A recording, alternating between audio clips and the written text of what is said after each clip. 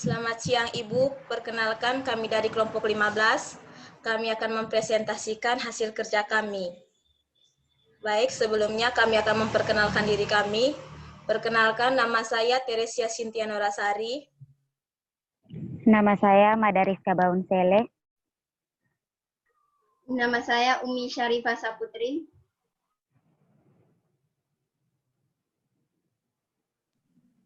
Perkenalkan, nama saya Oliva Maria Dederepi.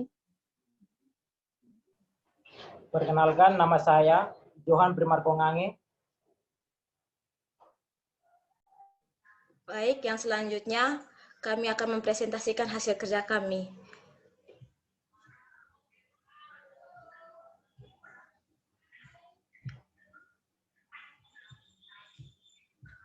Yang pertama di sini kami akan membahas tentang perbedaan individu dan pengelolaan keanekaragaman yang akan dipresentasikan oleh Kakak Maria Dederepi dan saya sendiri.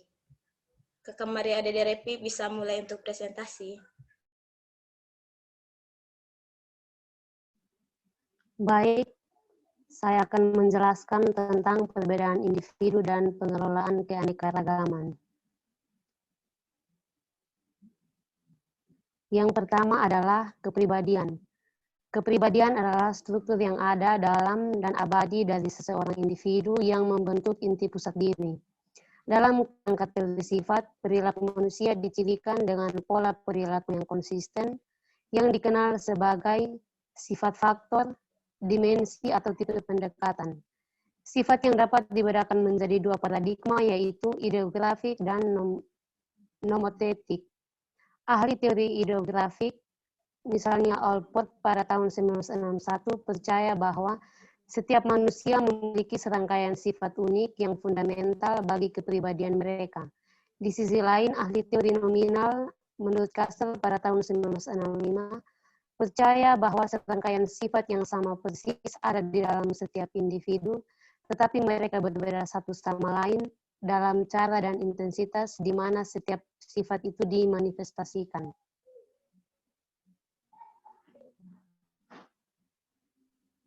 Yang berikut adalah model kepribadian 5 besar, yaitu extraversion, agreeableness, consentiness, stabilitas emosional, openness to experience. Yang berikut adalah sotogenesis atau kesehatan, yaitu yang pertama rasa koherensi. Rasa koherensi yang didefinisikan sebagai orientasi global yang mengungkapkan sejauh mana seseorang memiliki perasaan percaya diri yang meresap dan bertahan. Yang kedua, tahan banting. Ketahanan adalah gaya kepribadian yang terdiri dari orientasi komitmen, kontrol, dan tantangan yang saling terkait. Yang ketiga, lokus kendali. Locus of control mengacu pada sikap yang dikembangkan orang mengenai sejauh mana mereka kendalikan takdir mereka sendiri. Yang keempat, self-efficacy, yaitu mengacu pada bantuan individu dalam kapasitas memobilisasi sumber, mengambil tindakan kembali atas tuntutan tugas. Yang kedua adalah nilai. Nilai adalah salah satu karakter individu yang paling stabil dan bertahan lama. Nilai adalah jenis keyakinan yang terletak di pusat dalam sistem keyakinan total seseorang tentang bagaimana seseorang seharusnya atau tidak seharusnya berperilaku atau tentang suatu keadaan akhir yang layak dicapai. Menurut Rockets pada tahun 1973, nilai adalah keyakinan umum tentang cara berperilaku yang diinginkan atau tidak diinginkan dan tentang tujuan atau keadaan akhir yang diinginkan atau tidak diinginkan. Yang berikut, nilai dan budaya. Menurut Smith dan Bond pada tahun 1993, individu yang menemukan dirinya dalam budaya tertentu juga terikat dalam lingkungan sosial tertentu. Lingkungan sosial ini adalah rumah bagi norma, bahasa, sistem, dan nilai unik mereka sendiri. Hal ini mengakibatkan anggota kelompok budaya yang sama berbagai banyak nilai budaya dan sosial. Nilai individu dan prioritas nilai bagaimanapun juga dibentuk oleh pengalaman pribadi individu yang unik. Menurut Hofstede pada tahun 1980 dan Schwartz pada tahun 1999, penelitian dimensi nilai budaya mencerminkan isu atau masalah dasar yang harus dihadapi masyarakat untuk mengatur aktivitas manusia. Yang berikut nilai-nilai budaya terwujud dalam dua bidang utama, yaitu kolektivisme dan individualisme. Pemikiran tradisional Barat cenderung menilai keberhasilan dan pencapaian dengan sangat tinggi dan merupakan contoh yang baik dari individualisme yang khas. Kebalikannya dapat ditemukan dalam pemikiran Afrika yang menemukan pada tradisi dan kesesuaian kolektivisme dalam masyarakat ini kebutuhan kelompok lebih tinggi daripada kebutuhan individu.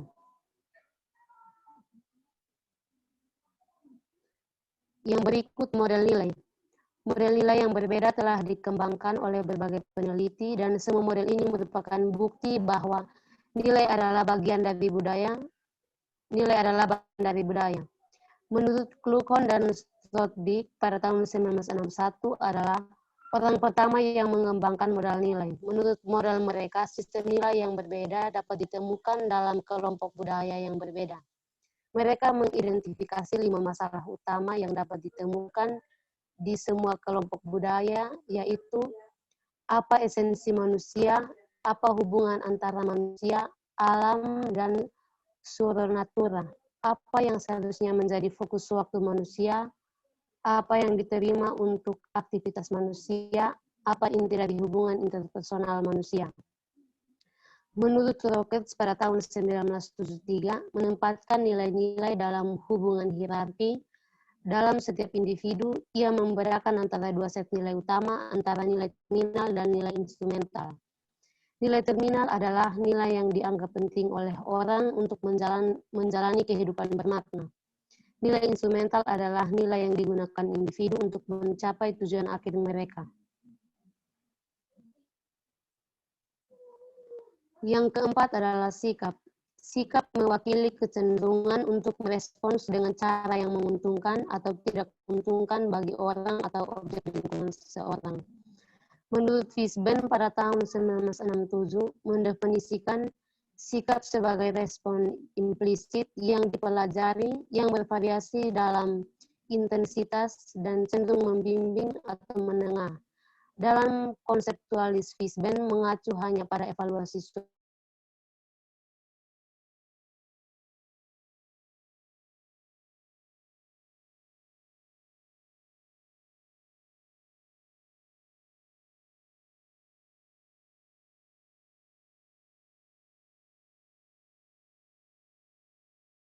konsep dan ada tanggapan sikap terhadap semua objek aktif atau netral. Menurut peneliti periode 5 tahun, karyawan dengan sikap negatif cenderung tetap negatif, bahkan mereka yang berganti pekerjaan. Sebaliknya, karyawan dengan sikap kerja positif tetap positif selama 5 tahun.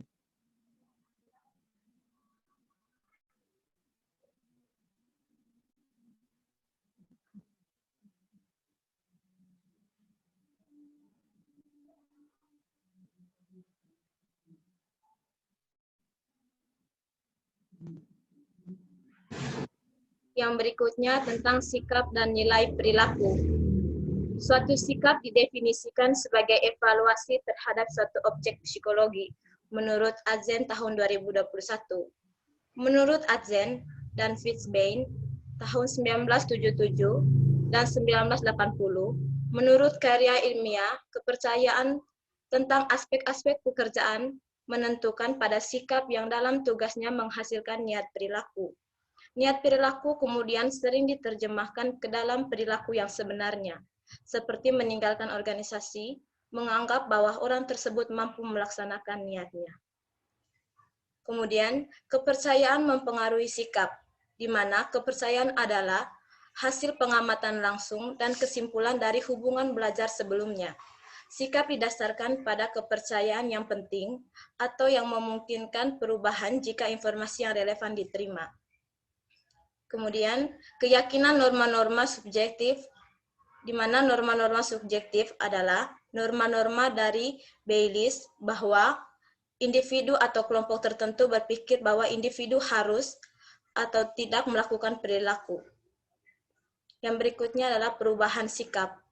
Menurut V.P. Yengat, ketika seseorang menyadari ketidaksesuaian antara sikap mereka dan perilaku kita, antara perilaku dan citra diri, atau antara satu sikap dan sikap lainnya, keadaan yang tidak menyenangkan akibat ketidaksesuaian, keadaan yang memotivasi orang untuk menghilangkan, seseorang dapat mencapai pengurangan disonansi dengan yang pertama, mengurangi pentingnya salah satu elemen yang disonan, yang kedua, menambahkan elemen konsonan, yang ketiga, mengubah salah satu elemen yang didisonan. Yang berikut, nilai dan mengolah sikap. Psikologi kinerja dan organisasi dapat membantu para manajer untuk menghargai hubungan dinamis antara kepercayaan, sikap, norma-norma subjektif, dan niat perilaku ketika berusaha untuk menumbuhkan perilaku produktif, menurut Conner dan Clarkson tahun 2004. Psikologi kinerja dan organisasi dapat memainkan peran berikut dalam menilai dan mengolah sikap dalam organisasi. Yang pertama, survei sikap, di mana kegiatan yang paling jelas dari pekerjaan dan psikolog organisasi adalah untuk mengembangkan, mengelola, menganalisa, dan melaporkan hasil survei sikap. Kelemahan dari survei sikap adalah bahwa pengelolaan organisasi sering gagal menggunakan data dan menerapkan perubahan yang direkomendasikan. Yang berikut, pekerjaan desain. Para psikolog pekerja dan organisasi membantu organisasi-organisasi untuk merancang pekerjaan sehingga sikap yang positif dapat dibangun. Yang berikut, seleksi personil. Para psikolog organisasi bekerja dan merupakan instrumen utama dalam mengembangkan instrumen prediksi yang dapat diandalkan dan sah yang memasukkan komponen attitude. Yang berikut, manajemen perubahan drastis. Psikolog kerja dan organisasi membantu dalam pengelolaan perubahan dalam organisasi dengan menggunakan survei sikap untuk menilai bagaimana Fes memandang perubahan dan sikap mereka terhadap mereka. Yang berikut adalah kecakapan. Definisi suatu kemampuan sini adalah kemampuan merupakan karakteristik luas dan stabil yang bertanggung jawab untuk maksimum seseorang daripada kas kinerja pada tugas-tugas mental dan fisik. Kesanggupan adalah kesanggupan untuk melakukan fungsi fisik atau mental. Yang berikut, kecerdasan dan kemampuan kognitif. Kecerdasan dianggap sebagai kemampuan kognitif. Menurut Fessler tahun 1944 didefinisikan sebagai intelijensi. Menurut Strelbank tahun 1994 didefinisikan sebagai kecerdasan sebagai kemampuan kognitif seseorang untuk belajar dari pengalaman, untuk bernalar dengan baik, untuk mengingat informasi penting, dan untuk mengatasi tuntutan kehidupan sehari-hari. Intelijen dipengaruhi oleh lingkungan dan lebih secara khusus status sosial ekonomi, gizi sehat, dan masyarakat yang kompleks secara teknologi, menurut Zar tahun 1996.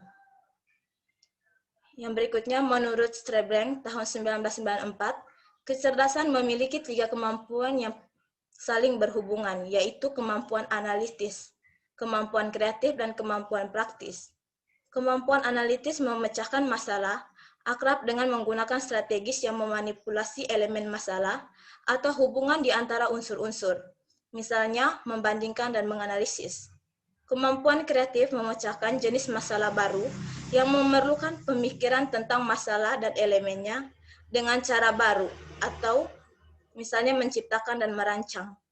Kesanggupan praktis memecahkan problem yang menerapkan apa yang diketahui setiap orang dalam konteks harian, atau menerapkannya dan penggunaan. Yang selanjutnya, kecerdasan dianggap sebagai seperangkat keterampilan yang terdiri dari perilaku yang dapat diubah. 3 kesanggupan dibedakan, yaitu kesanggupan praktis untuk memecahkan masalah, kesanggupan verbal, dan kesanggupan sosial. Menurut Dunete tahun 1976, dia membedakan 6 kemampuan mental yang menurunkan kinerja karyawan, yaitu antara lain, yang pertama, pemahaman verbal, yang kedua, kemampuan numerik, yang ketiga, kemampuan spasial, yang keempat, memori, yang kelima, kecepatan persepsi, dan yang terakhir adalah penalaran induktif. Yang berikut, kesanggupan dan kinerja. Tes kemampuan adalah predikat yang valid untuk kinerja kerja dan dapat digunakan untuk pemilihan karyawan. Dalam suatu penelitian belakangan, didapati bahwa kemampuan mental yang umumnya merupakan salah satu predikat terbaik dalam performa kerja. Yang berikutnya, keanekaragaman. Keanekaragaman merujuk pada banyaknya perbedaan individu dan kesamaan yang ada di antara orang-orang. Keragaman mencakup campuran banyak dimensi yang membuat orang unik dan berbeda satu sama lain, menurut Thomas tahun 1996. Yang berikut dimensi keanekaragaman. Keanekaragaman nilai mengacu pada kesadaran, pengakuan, pemahaman, dan penghargaan akan perbedaan manusia, menurut Thomas tahun 1996. Itu terjadi melalui pelatihan dan pengembangan para pekerja untuk memperbaiki hubungan antara pribadi di antara beragam kelompok. Sebaliknya, keragaman yang dikelola mencakup memungkinkan orang untuk melakukan dengan potensi maksimum mereka dengan mengubah kutub dan instruktur organisasi untuk memungkinkan orang menjadi produktif. Mengelola keragaman berbeda dengan tindakan afirmatif. Mengelola keragaman berfokus pada memaksimalkan kemampuan semua karyawan untuk berkontribusi pada tujuan organisasi. Yang berikut pentingnya manajemen keragaman. Manajemen keragaman penting karena hal itu memungkinkan organisasi untuk tumbuh dan berkelanjutan di pasar yang semakin kompetitif, menurut Agars dan Kosten tahun 2005.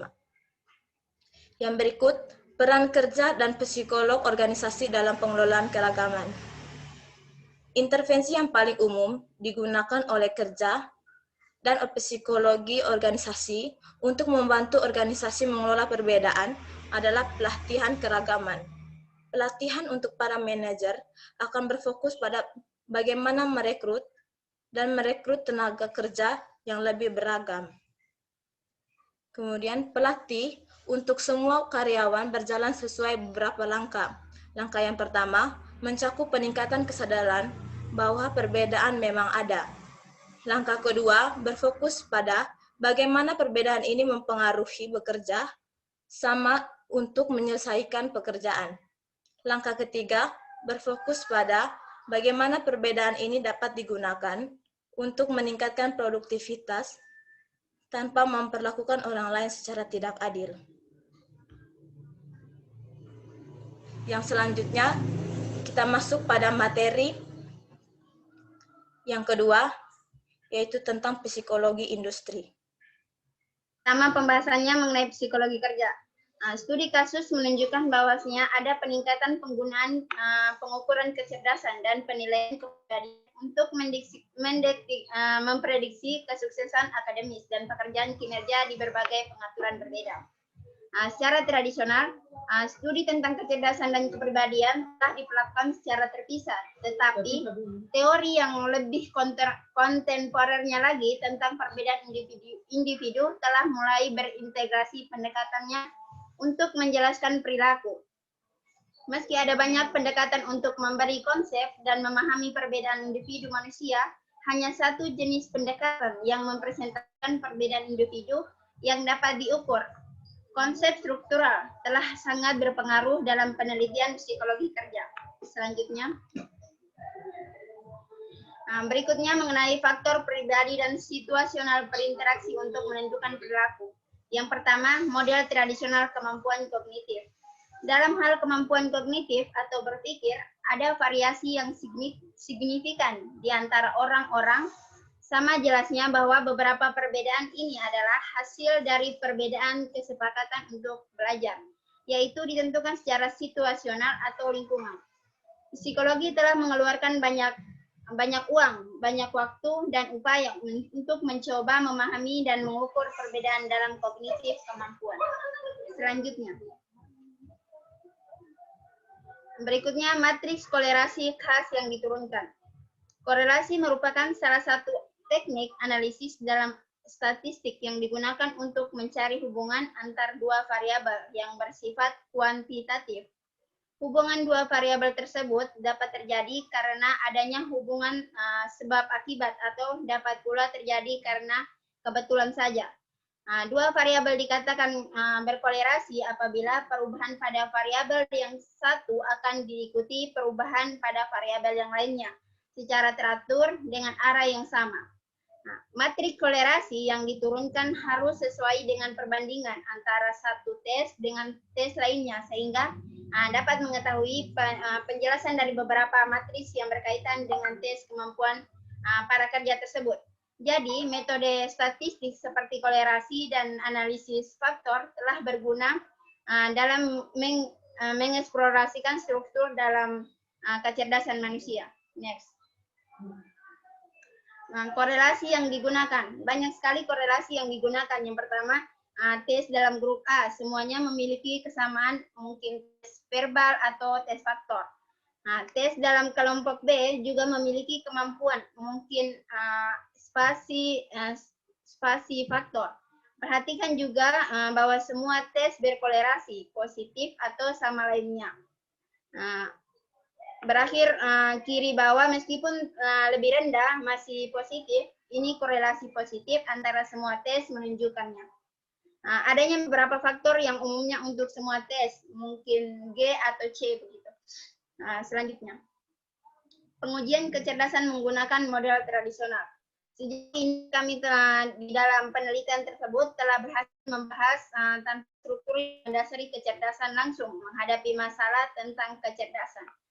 Definisi dari kecerdasan menghadirkan masalah bagi psikologi karena kurangnya penjelasan yang mendasari hal tersebut sehingga banyak para pekerja yang kurang memahami hal tersebut sehingga adanya yang intelijen untuk mengetahui para pekerja dalam psikologi industri ini. Tes yang umum dikerjakan yaitu tes umum kecerdasan dirancang untuk menguji kemampuan orang untuk melaksanakan mental tertentu saat beroperasi dalam bekerja. Yang kedua, model kecerdasan struktural. Manusia mampu menunjukkan kemampuan yang cukup besar dalam berbagai macam pencarian. Untuk beberapa orang diperlukan keterampilan menarik yang cukup menggunakan kata-kata dengan benar dan lancar, membutuhkan kemampuan untuk menyelesaikan objek dalam 3 dimensi. Ada kemungkinan untuk masyarakat, banyak pekerja lebih lanjut area dan kemampuan terkait. Hal tersebut bisa dikatakan namun hal tersebut dapat membantu untuk membantu atribut tunggal atau kesatuan yang dapat diwakili oleh ukuran keseluruhan. Baik, yang berikutnya ada model kecerdasan yang lebih baru, di mana model ini tidak sama seperti model kecerdasan struktural sebelumnya, namun model ini adalah model sistem memperluas kecerdasan yang mendasari untuk memasukkan konsep selain kemampuan kognitif. Yang berikutnya ada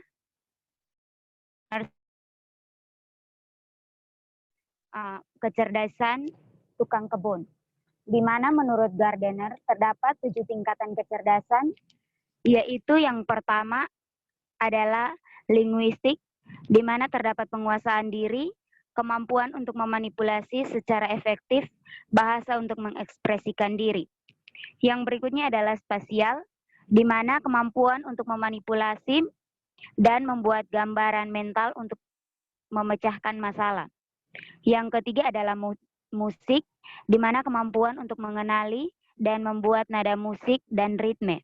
Yang keempat, ada logis matematis, di mana kemampuan untuk mendeteksi pola, alasan deduktif, dan berpikir secara logis.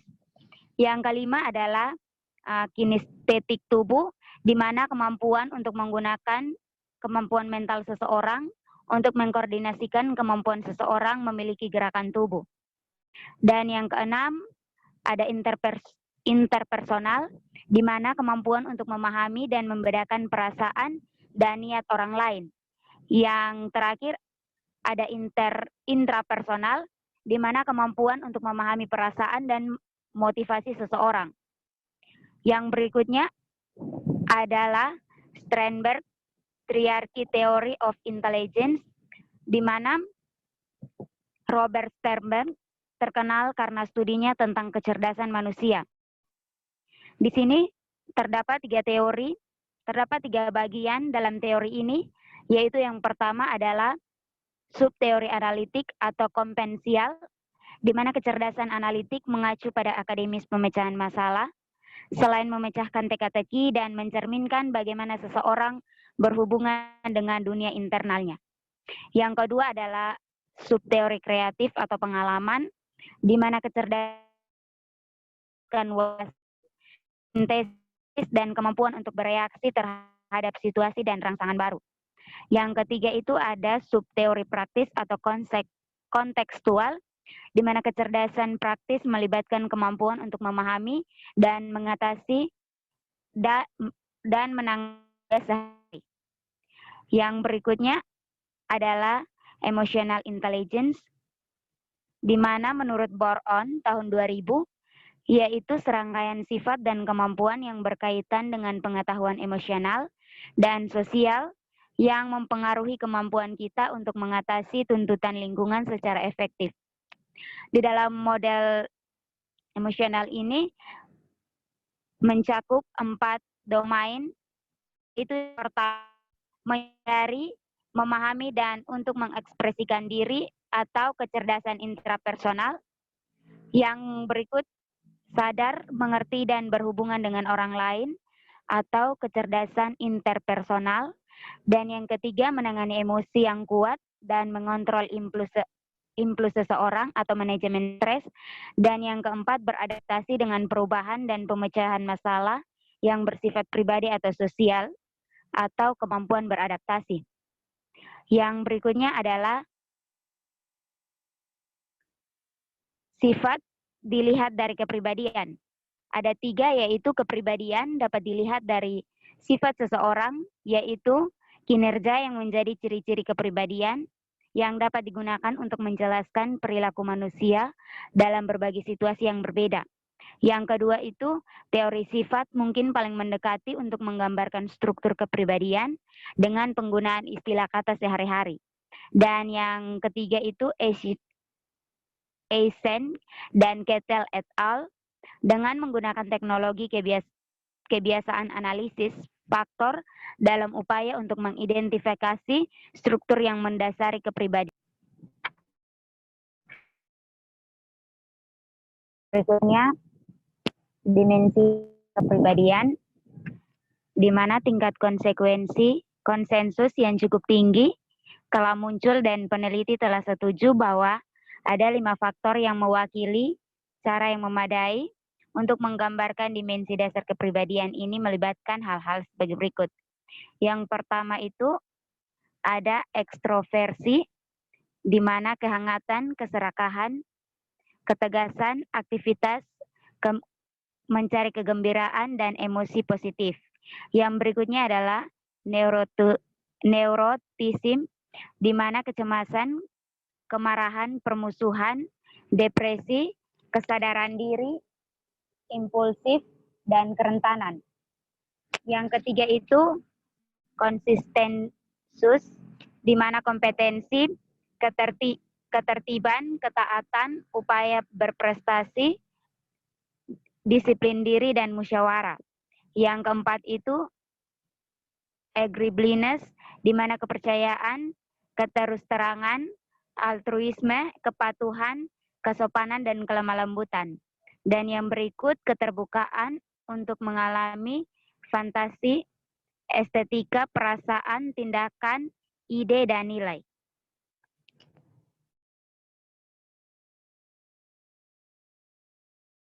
Kak Marco, presentasi. Lanjutkan tes kepribadian. Di sini tes kepribadian perlu memuaskan berbagai kriteria psikometri yang mapan sebelum dapat dipertimbangkan alat ukur yang dapat diterima.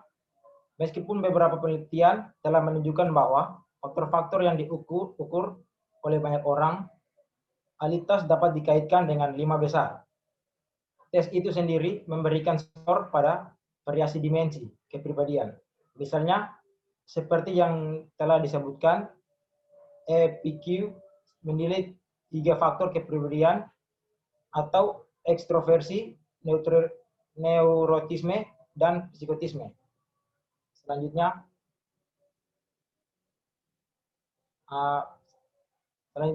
pendekatan sosiokognitif terhadap perbedaan individu. Awal dari pendekatan ini terbukti dalam perdebatan tentang apakah perbedaan atau situasi individu menentukan perilaku orang. Dari pengalaman sehari-hari, bahwa perilaku kita tidak sepenuhnya tergantung pada belas kasihan, pengaruh situasional. Perbedaan individu dalam kepribadian dan kemampuan kognitif telah menjadi pokok bahasan banyak penelitian psikologis.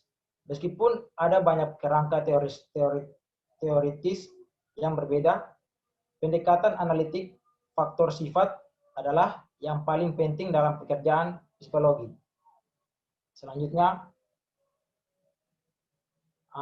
studi kasus. Pada proyek penelitian, Sylvester dan Peterson tahun 2003 menyelidiki sosiokognitif model perbedaan individu. Dalam kemampuan empati di antara dokter peserta pelatihan, ini model memprediksi bahwa cara dokter menjelaskan hasil pasien akan berdampak pada kesediaan mereka untuk membantu. Dokter yang merasa dirinya kurang memiliki kendali atas hasil pasien akan berusaha untuk menegaskan kembali kontrol dengan menggunakan lebih banyak dokter gaya komunitas terpusat, melibatkan lebih banyak pertanyaan tertutup, sedangkan seorang dokter yang merasa dirinya memiliki tingkat kendali yang lebih tinggi, hasil pasien akan lebih bersedia untuk memungkinkan kontrol pasien atas interaksi. Dorong diskusi tentang topik yang lebih pribadi dan menjadi lebih sensitif untuk kebutuhan pasien. Selanjutnya, psikologi kerja. Yang pertama, jumlah pertanyaan terbuka. Yang kedua, jumlah pertanyaan tertutup. Yang ketiga, jumlah pasien terlewat. Yang keempat, topik pribadi yang didiskusikan. Yang kelima, interupsi pasien oleh dokter. Yang keenam, dokter menerima tanggung jawab. Yang ketujuh, pernyataan tindakan yang diambil oleh dokter. Yang ke-8, komentar positif. Yang ke-9, pernyataan ringkasan.